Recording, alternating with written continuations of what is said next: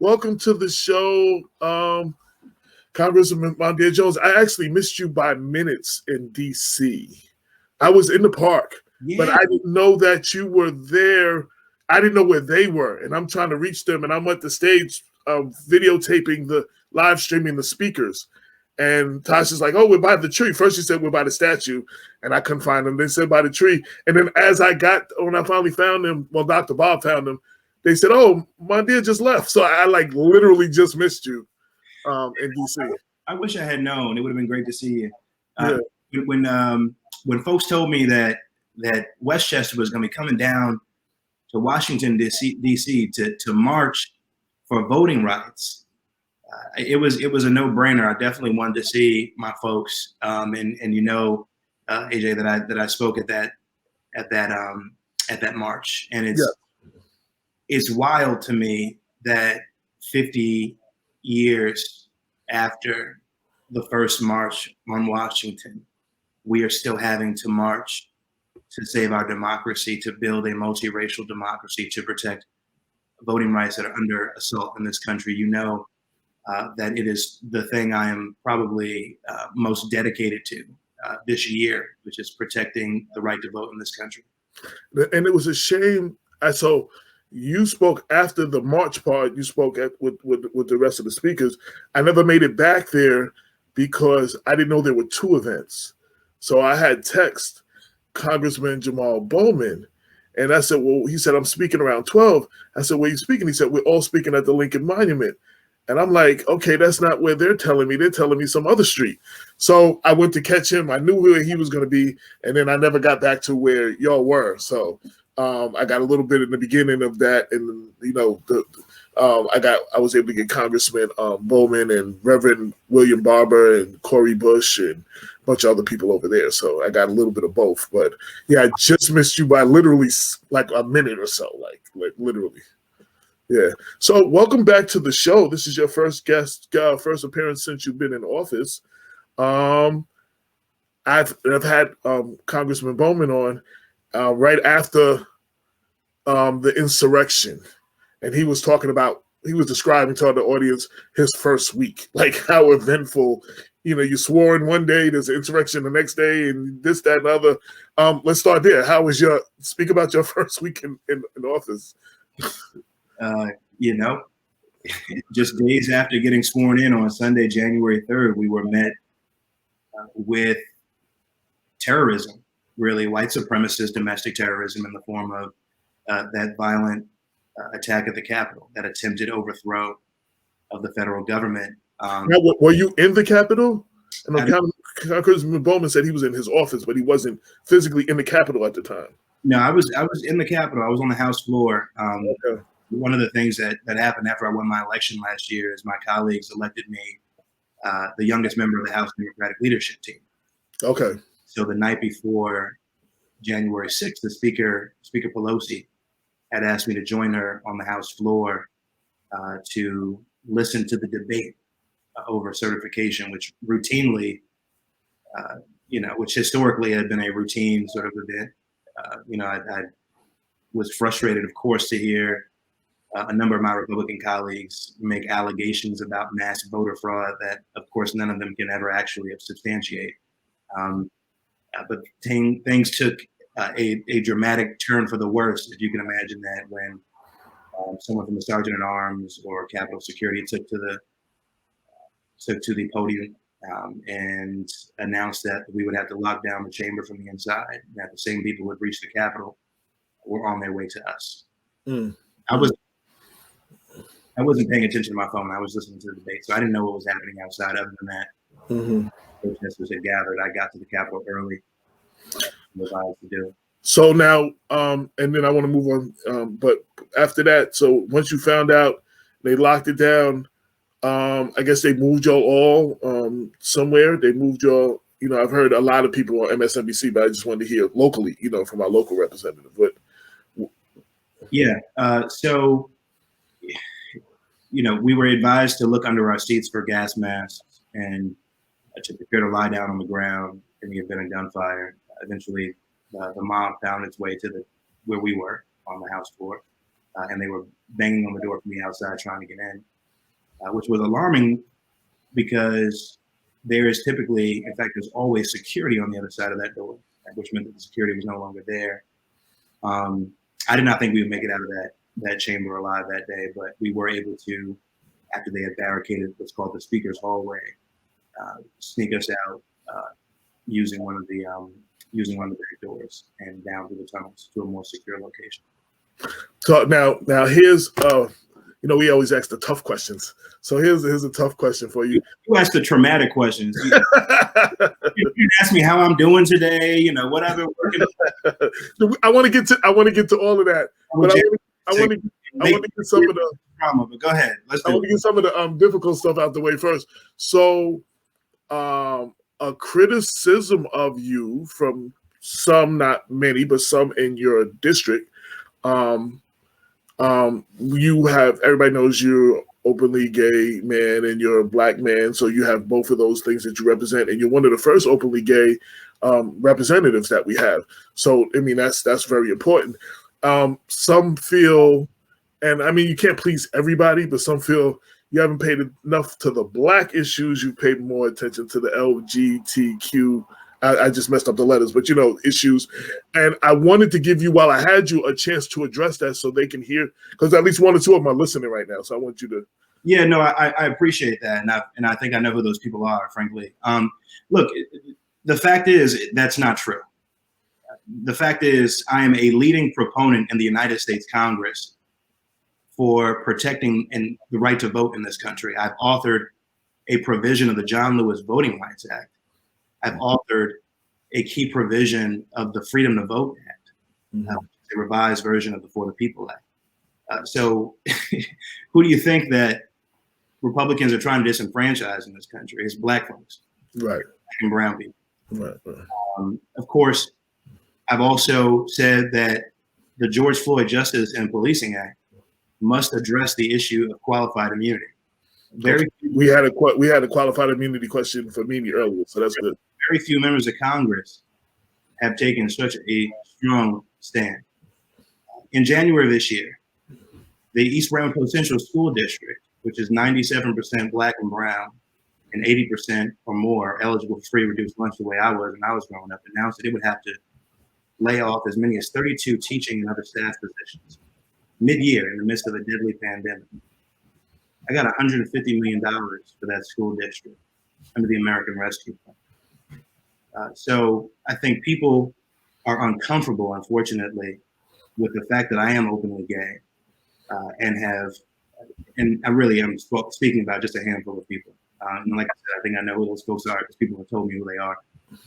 And people have, unfortunately, tried to make an issue of something because they are uncomfortable with the fact that I am openly gay. And that's not going to change, right? I mean, growing up, I didn't have role models in the way that I'm now a role model for a lot of queer youth of color in particular. So that's going to continue to be the kind of leadership that I've shown. Right. So you just qualified. So now going backwards, how are you? I'm doing well, man. I mean, I think we're going to pass infrastructure this week, which I'm excited. Now, I'm glad you brought that up. We only really know, we see MSNBC, we see this, we see that, we hear this, we hear that. The talking heads, we really don't know what to believe.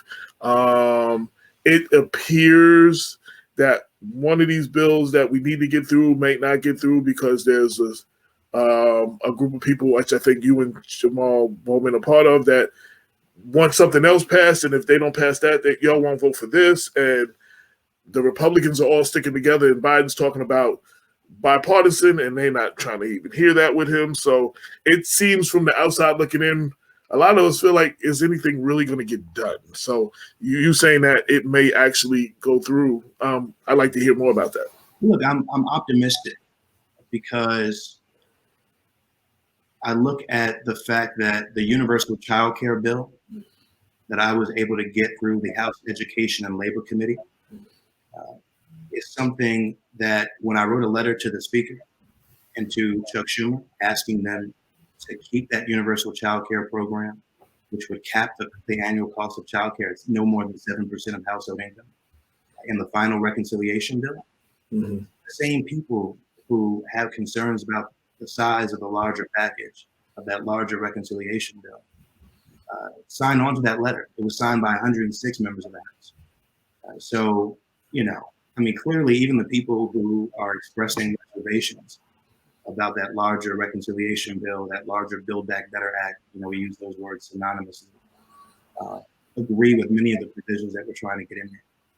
And so now it's just a question of negotiating the final terms of that bill. But the Speaker has said she expects to pass both this week, and I've never doubted the Speaker when it comes to pass in the House, but then they have to pass in the Senate, right? As with every single bill that would go. Right. So, and that's where there seems to be the holdup. Like, well, y'all passed I think y'all passed a version of the George Floyd bill or something, right? And how long ago has that been? How long has that been sitting there? So, yeah, that is a different scenario, because what we're going through right now is a process called reconciliation, and reconciliation is a path that does not require that you overcome the filibuster. It's something that really should apply to all bills, but reconciliation is a budgetary process that allows you to pass legislation on a simple majority vote. Okay. And what we are seeing right now is maybe 10 or so conservative Democrats in the House try to hold up the process of passing both the bipartisan infrastructure bill and the larger infrastructure bill called the Build Back Better Act. Okay. It is a bill that would expand Medicare to include dental, vision, and hearing. It is a bill that would, again, if what I passed out of the House Education Labor Committee a few weeks ago stays in it, it would make childcare affordable for literally everyone in America. It would invest in climate action in a way that has never been done before. And I think, given what happened with people understand that we are experiencing a climate crisis. When we see climate disasters increase in frequency and intensity, then clearly that means that we have to do something to stop that. We can stop that, and we can also create hundreds of thousands of good-paying jobs in the process. We have a question from Michelle Brown from Greenberg, and she is very instrumental in. She's a housing advocate. She asks, does the infrastructure bill include a housing as part of that infrastructure? And she'd like to hear more about it if it does. Yes, it does. So it invests in creating additional units of affordable housing, which of course we need right here in Westchester County. It invests in refurbishing existing units of affordable housing. And so much more. The final details of the reconciliation bill are still subject to negotiation. And for that reason, I don't know every single thing that will be in that final bill. Okay. Well, her response to that, and I was just getting ready to say, in Westchester, I find what they call affordable housing I can't afford. And she said affordable is not the same as low income. So she just went low income is low income part of that infrastructure too. Yes, because the investment specifically is in public housing, among other forms of housing. Okay. That is what people like myself are fighting to keep in that final bill called the Build Back Better Act. Okay. And I know the chair of the Financial Services Committee, which has housing in its jurisdiction, Maxine Waters, cares very deeply about this as well. We have a question from Nicole in Yonkers. Will increased funding for HBCUs pass in the bill? That is the expectation. Chairwoman Alma Adams, she's the chair of a subcommittee on higher education within the House Education Labor Committee. And we were just at a Congressional Black Caucus meeting last week talking about the importance of making sure that we fully fund our HBCUs. And so we had a robust discussion about that. And I can tell you that the programs that we passed out of the Education and Labor Committee a few weeks ago include significant funds for HBCUs and other minority serving institutions. Angela, who is the executive director of the New Rochelle Housing Authority, she said, as the executive director of New Rochelle Housing, public housing, I'm hoping that bill gets passed because the eviction moratorium is crippling operations for many authorities in the New York State. Yeah, I appreciate that. I share that concern. We have to pass both of these bills. The bipartisan infrastructure bill is more of an investment in so-called physical infrastructure, roads, bridges, highways, that kind of thing. But we understand that we need to make sure that when we do recover and that when we do build back better, that we bring communities of color, that we bring women, that we bring the disability community and other communities with us. And so you see a lot of sort of human infrastructure in that larger Build Back Better Act, Okay. which progressives like myself and Jamal Bowman and others have said have to pass along with that bipartisan infrastructure bill. Okay, and one last question dealing with that, because I don't want the whole thing to be about housing, but how does this infrastructure bill keep HUD and low-income housing? So I think I've addressed this, but the fact is that the bill includes significant funding if it remains in there. Okay. And it's still subject to negotiation for both affordable, including public housing units. Okay. And want to move on from that. And I thank you for answering the questions from the audience, because that's definitely a element of our show that people appreciate, that they can ask you questions and you answer their questions and they can interact with you. We try to be that middle thing that not a question but a comment and a thank you. So you have no idea how many phone calls I got from friends and family members around the country who just happen to be going through channels and stopped by C-SPAN and heard the words Black Westchester in my district is not, such and such and such. They was like, hey, and then you mentioned my name and they were like, hey, he just said AJ. So I got a lot of calls about that. So thank you for advocating for us on the House floor, actually. Thank you for acknowledging that I'm fighting to help Black people in Westchester. Yeah. No, you definitely. And Damon said you sent him a second video. I got the first video from you people, but he said you sent him a second video. He is trying to find it so he can give it to me so I can share it as well. But that was part of a larger conversation about the stranglehold Facebook has on what is seen and not seen, and that you want to give you a chance to speak a little bit about that. Absolutely. So I'm an active member of the House Judiciary Committee, including the subcommittee on antitrust. And what we have in this country are really 4 big tech companies that are behaving in ways that are anti-competitive in the marketplace. They are pushing small businesses, doing, frankly, companies like Black Westchester, similar companies, either out of business or making it much more difficult for them to survive. And so it was important for me to use a real life example of a Black-owned and Black-focused publication like Black Westchester in that congressional hearing, where I was able to, bring issues of racial injustice into the conversation that I think is too often not part of the conversation when we talk about Facebook, Amazon, Google, and Apple, and some of their sort of worst abuses. The other thing that companies like Amazon do in particular is not treat their employees well.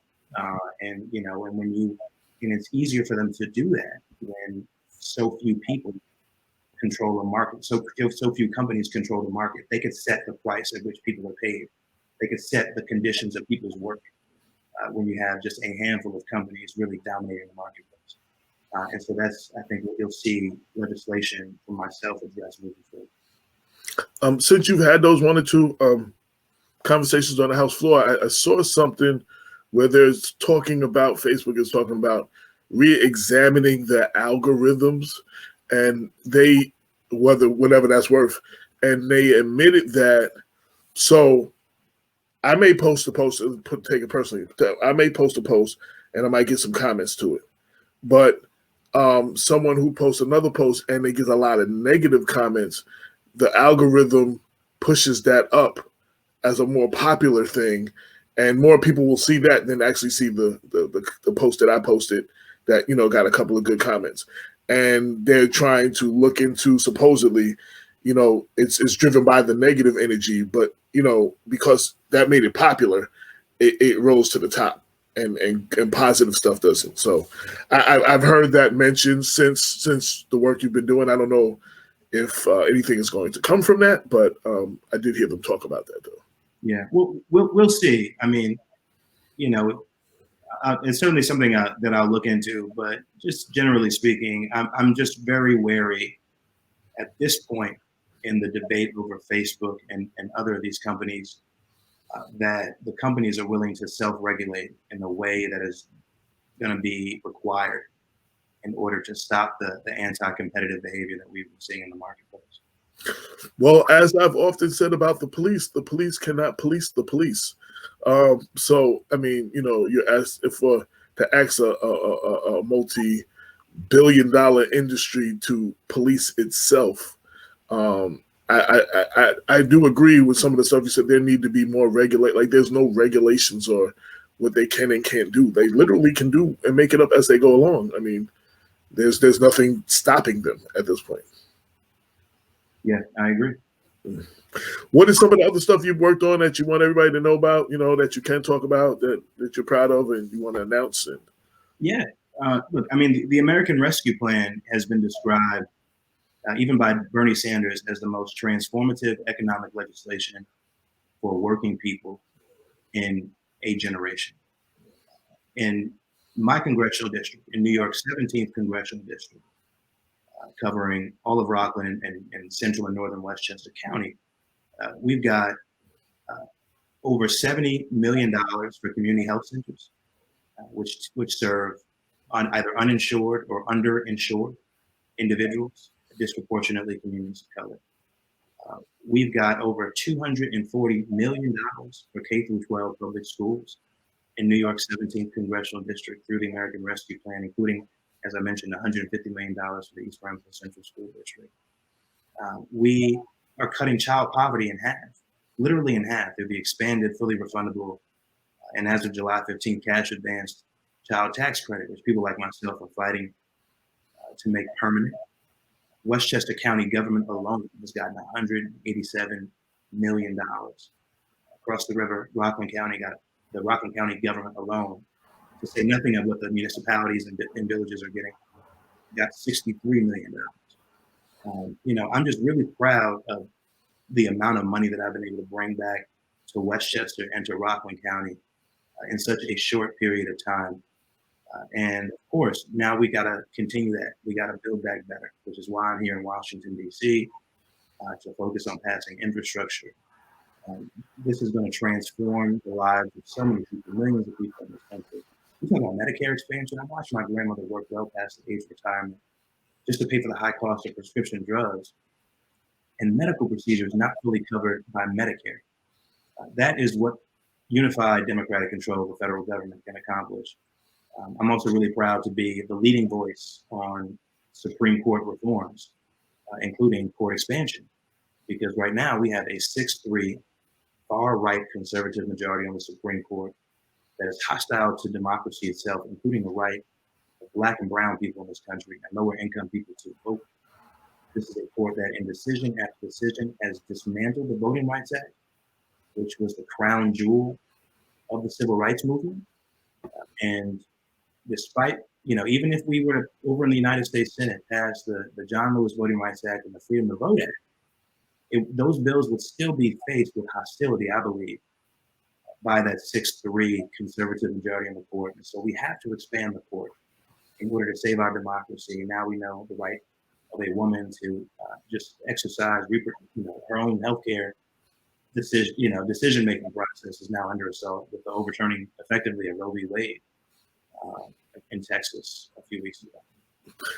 I going to Washington And after I came back, I had a show with a lot of the people on the bus, the organizers that brought the bus down. And I was trying to explain, and I'm trying to sell this home here that no matter what it is you're fighting for, criminal justice reform, healthcare equality, what none of these things can get through if we lose the right to vote. Like that one thing can nullify everything because we can't get people like you who will fight for us in office. You know what I mean? And if we lose that right, that is the one single most important thing that I feel that all my listeners and everybody who they know that we should be talking about right now across this nation. And you see, there's like 8 or 18, I forgot what the number is, states that are already passing certain laws for voter suppression and to make it harder for Black and brown people to vote. And in a county like Westchester County, we have to realize that we're not just because that's happening over there. That it can happen here, and so I applaud all the the fighting that y'all are doing for voting rights right now. Thank you. And the president has a role to play in this. I was the first member of Congress this year to publicly call on the president to take a position to either get rid of entirely or make an exception to the filibuster for purpose of passing voting rights legislation, and yes, the George Floyd Justice and Policing Act and a number of other things. But nothing is as important as voting rights right now, because voting rights, to your point, are preservative of all other rights. If the people who don't want to certify presidential elections and who've been trying to disenfranchise Black and brown people in this country are allowed to retake control of government through voter disenfranchisement, among other things, they will be able to undo a lot of the work that Democrats are doing this year. That's why it is so important to have a baseline of democracy in this country before we try to do anything else. Absolutely. And I was telling people, because we have a lot of non-Black people who watch the show and support us. They looked at the voter right thing as just a Black issue, and I was like, they're trying to, when they say "Make America Great," they're trying to go back to we have any rights. When this country was run by white men, women didn't have rights. Nobody of color had rights, and they want to go back to that. And case in point, what Texas just did with Roe v. Wade. You know what I mean? That's just the beginning. They want to strip all rights, and we are at war. I mean, like literally, like this is. It's when they fought for this stuff in the 60s, in the 50s and the 60s was one thing. But I think generations afterwards, they automatically had it. They didn't know not having it. You understand what I'm saying? So I don't know if they see the urgency, because it's worse than not having is to have and then get it taken away. That's to me, that's even worse. So we have to fight harder than they did in the 60s. And I'm not speaking just to the elected officials. I'm speaking to the people out there in the public, because we have to stand up and fight. I do think there's this complacency and a failure to understand what the stakes are right now. Because of this practice of partisan gerrymandering, whereby elected officials choose their constituents rather than constituents choosing their elected officials. Right. You can be guaranteed victory even as a QAnon conspiracy theorist so long as you prevail in your Republican primary. And that is a distortion of our democracy when districts are drawn in such a way as to ensure that Republicans or Democrats, for that matter, get elected to office. But I will note that there's only one major political party that is in favor of democracy these days, and that is the Democratic Party. I don't even talk about, when I speak to my Republican friends and constituents, I talk about one party supporting democracy and another party trying to unravel democracy. That is just a fact, and we see that every single day. So there can be no doubt about that. And to your point also, about just the cross section of people who are going to be impacted by this. You're right. It's not just Black folks. I mean, the Supreme Court, just like I said, effectively overturned Roe v. Wade, because if it doesn't apply in some parts of this country, then Roe v. Wade doesn't exist anymore. Mm-hmm. But also, I serve on the House Education and Labor Committee with people like Madison Cawthorn. And my Republican colleagues don't believe in equal pay for women, which is a bill that Democrats passed out of committee as well, among other things.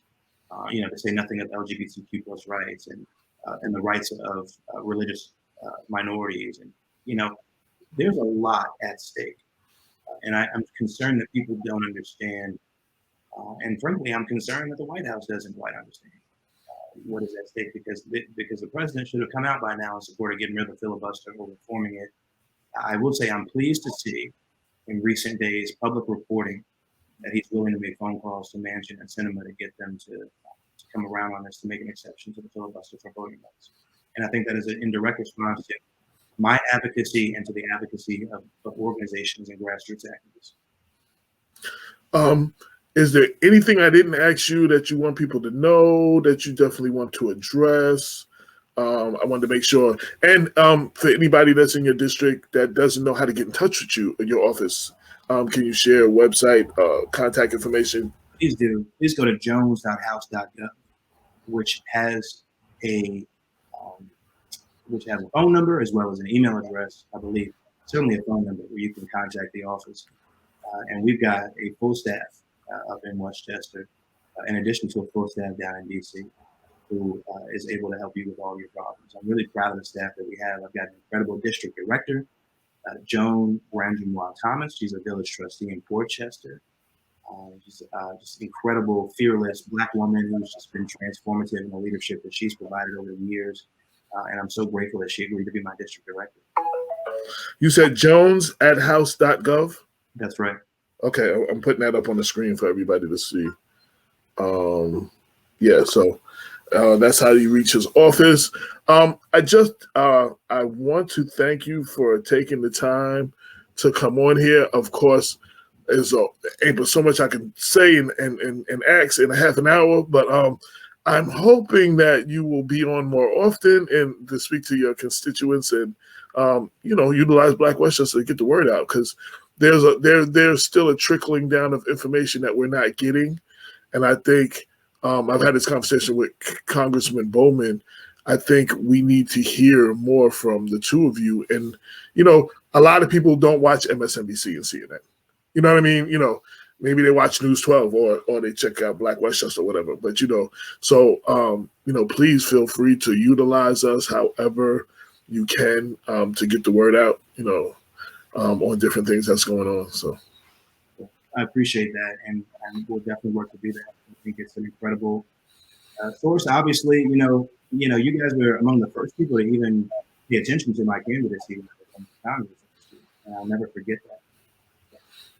Well, we appreciate that. I mean, and that's what we do. It wasn't even, picking sides. We want to make sure that the voters are more informed and get a chance to hear from as many of the candidates that are willing to come on, because there's some that just ain't willing to come on here.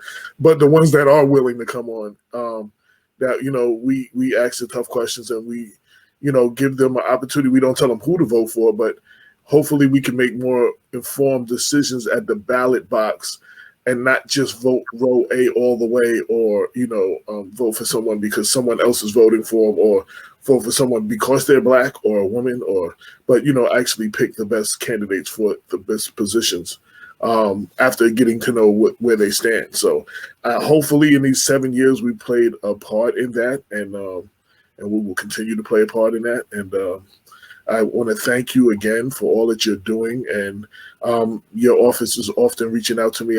They fill my inbox, so I've been able to see a lot of what's going on. So I definitely keep the information coming. Well, thank you. I really appreciate that, and thank you for the important work that you've been doing. Thank you very much, sir. All right. Take care. All right. Bye.